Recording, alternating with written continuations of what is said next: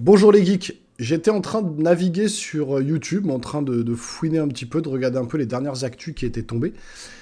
Et parmi toutes les actus actuelles de gaming, de cinéma, il y en a une particulièrement qui m'a un peu attiré, qui a un peu attiré mon attention, qui est un peu passé inaperçue parmi les Tears of the Kingdom et les Final Fantasy XVI, qui nous ont vraiment retourné la tête, hein, les trailers, notamment celui de Zelda.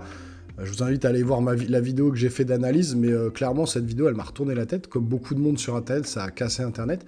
Mais il y a une petite vidéo qui est passée un peu inaperçue, et c'est le dernier jeu d'Electronic Arts annoncé, qui s'appelle Immortals of Aveum, si je le prononce bien.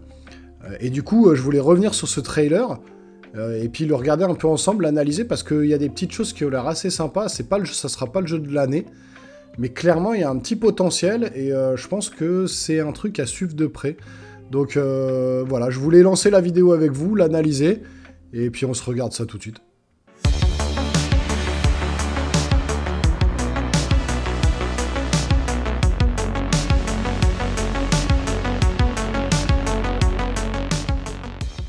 Alors voilà, j'ai mis mon plus beau casque qui me fait une tête magnifique, ça se voit, c'est super saillant ces petits casques-là.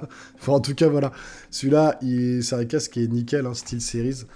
Pareil, vous allez voir les vidéos, j'ai mis toutes les références de tout mon matériel, mais ce casque-là est vraiment pas mal. Toujours est-il, petite parenthèse, le jeu donc, est édité par Electronic Arts, ça sort le 20 juillet de cette année, donc c'est assez rapide, hein, ça va sortir dans les 6 mois à venir, et le jeu tourne sous Unreal Engine 5. Donc c'est quand même voilà, un gage de qualité quand même. Après, il faut que ce soit bien développé. Mais en tout cas, ils ont le moteur adapté pour le jeu, pour la next-gen. Donc c'est une actu gaming qui est plutôt... moi, je l'ai nommé PS5 parce que j'ai une PS5, mais ça sort sur Xbox, sur PC. Donc ça sort sur toutes les plateformes. Mais voilà, regardez ce petit trailer. Il y a un peu d'histoire, il y a un peu de trailer d'histoire au début. Et puis après, il y a un peu de gameplay. Et puis je vous explique un petit peu ce qu'il en est du jeu juste derrière. C'est parti, on lance le trailer. Et après on analyse tout ça.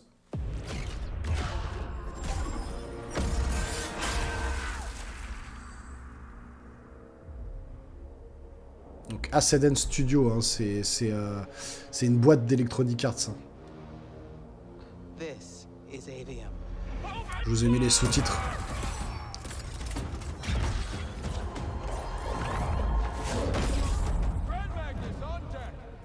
Since we first learned to use magic, we've waged war over who would control it. Now, only Lucium remains to resist the tyrant of Rashawn. Voilà, on a un mélange de Seigneur des Anneaux avec du Doctor Strange, avec du Destiny. As in he takes over Lucium? As in, he takes over everything.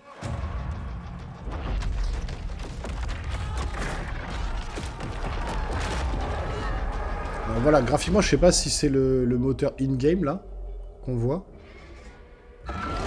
Mais on va avoir du gameplay juste après.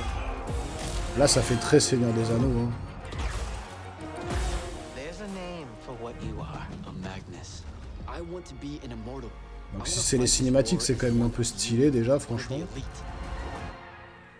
I believe in you. She definitely thinks you're going to die. That's why her face looks like that.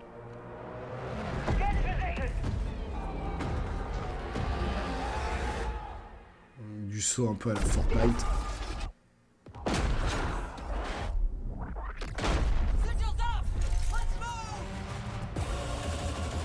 Ça c'est le gameplay. Il y a des effets dans tous les sens, donc c'est FPS. Voilà, au lieu d'avoir des armes, voilà, on a des pouvoirs magiques quoi. Doom and I are old friends.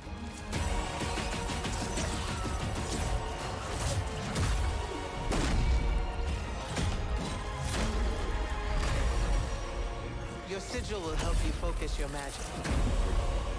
Prevent it from killing you.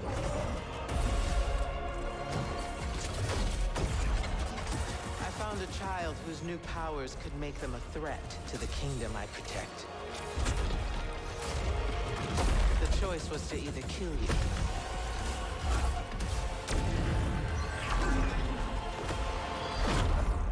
or turn you into a weapon against Rasharn.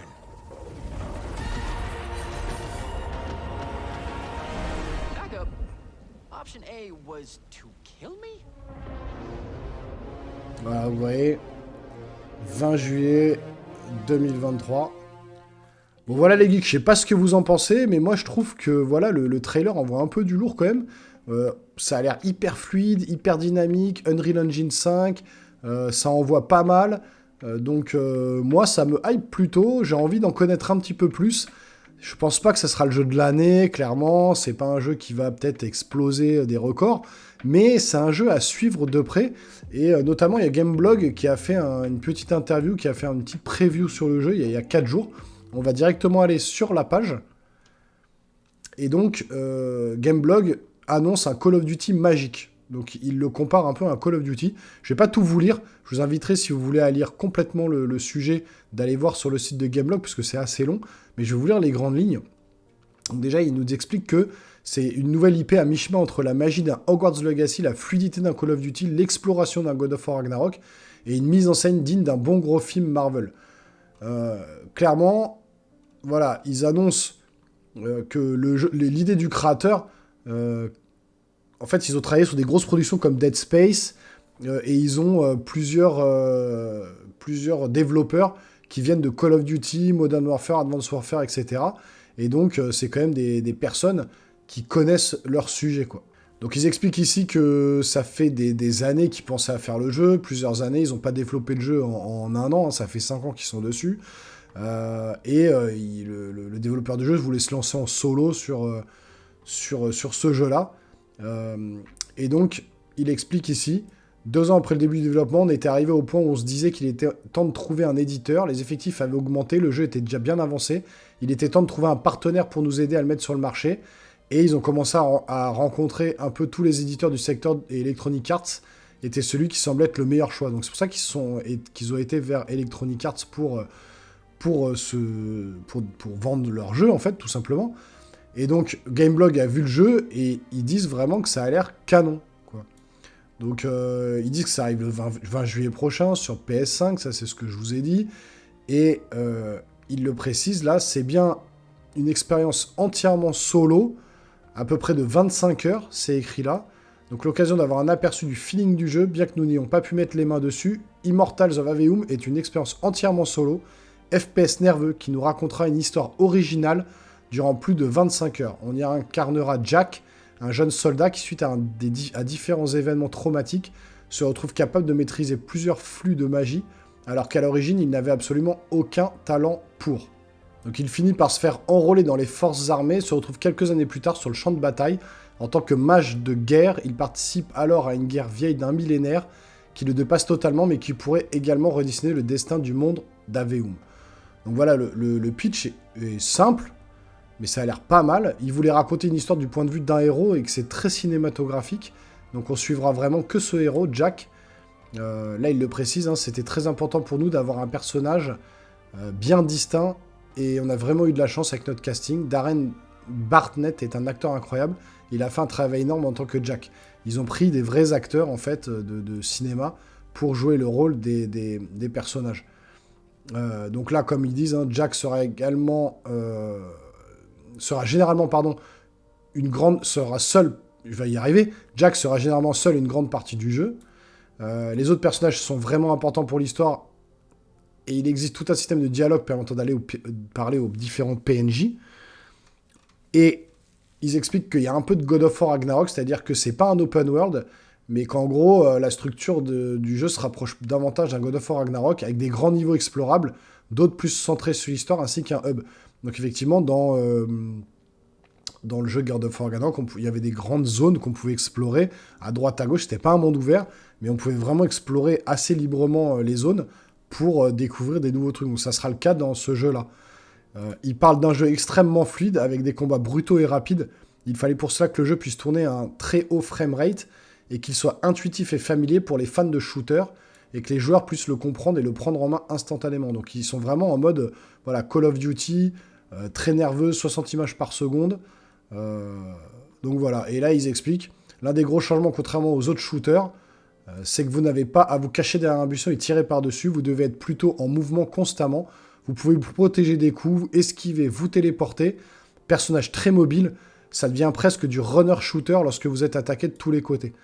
Donc là, voilà, par exemple, cet Artworks, l'image est magnifique. Les combats gigantesques, une grosse armée, etc. C'est vraiment stylé. Et ils expliquent quand même. Donc ça annonce dépaysant à souhait. Et là, ils le disent... donc le développeur, j'ai toujours été fan de fantasy et de science-fiction, je suis un très grand fan de comics, j'ai aussi adoré les films Marvel, je pense que j'ai pioché dans des centaines d'univers différents, j'ai tout réuni dans un mixeur, et il en est ressorti Immortals of Aveum. Donc bon, faut faire toujours attention aux paroles de développeur, hein, parce que voilà, lui, il essaye de vendre son jeu, il va pas dire que c'est pourri, bien évidemment, mais voilà, moi je suis pas expert. Je vous relais l'information. Gameblog, c'est des journalistes de jeux vidéo. Ils sont allés sur place, ils ont été voir le jeu, ils ont parlé aux développeurs. Et ils le précisent, on l'attend avec impatience. Donc, il faut quand même rester attentif à ce jeu, parce que le 20 juillet, ça pourrait être une bonne surprise.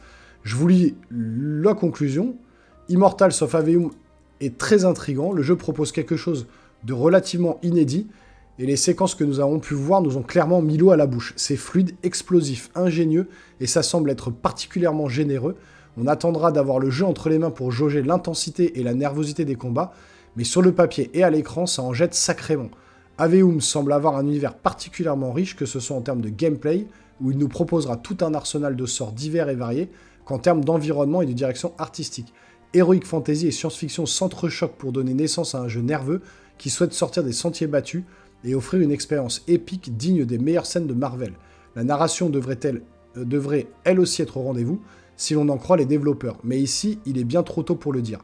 Pour le moment, c'est surtout le gameplay extrêmement nerveux, les belles promesses concernant l'exploration et l'aspect light RPG, ainsi que toute la partie visuelle qui nous ont charmés. Voilà. Donc clairement, Gameblog a l'air ravi de ce qu'ils ont vu. Moi, quand je vois le trailer et que je vois cette preview, ça m'a l'air vraiment hyper intéressant. Ils précisent bien en plus que ça sera un jeu solo narratif, c'est pas du jeu service, il n'y aura pas des DLC, il n'y aura pas des trucs à acheter, il n'y a pas du multijoueur à la Fortnite dans tous les sens, ou dans les Gotham Knights, ou tous les derniers jeux où ils ont voulu faire vraiment du jeu multijoueur, qui moi m'attire pas du tout. Moi je suis vraiment sur du solo narratif, Final Fantasy XVI, Zelda Tears of the Kingdom, etc. C'est ces jeux-là qui me bottent, vraiment les jeux où vous êtes seul et qui racontent une histoire. Et vraisemblablement, avec ce jeu, c'est ce qu'ils ont voulu faire. Donc clairement, un jeu à suivre de près. Moi, ça m'intéresse vraiment. Si j'ai des news, s'il y a des news qui tombent et tout, je vous les relayerai comme je fais actuellement. Voilà, moi je suis pas un journaliste de jeux vidéo, je vous relaye l'information. Si vous êtes passé à côté, bah voilà, en visionnant cette vidéo, ça vous permet peut-être de vous dire, tiens, je vais peut-être surveiller ce jeu de plus près, parce qu'il a l'air intéressant. En tout cas, moi, c'est mon cas. Donc voilà, j'espère que cette petite vidéo vous aura plu. On se voit très bientôt sur la chaîne, les geeks. Portez-vous bien. Ciao, ciao.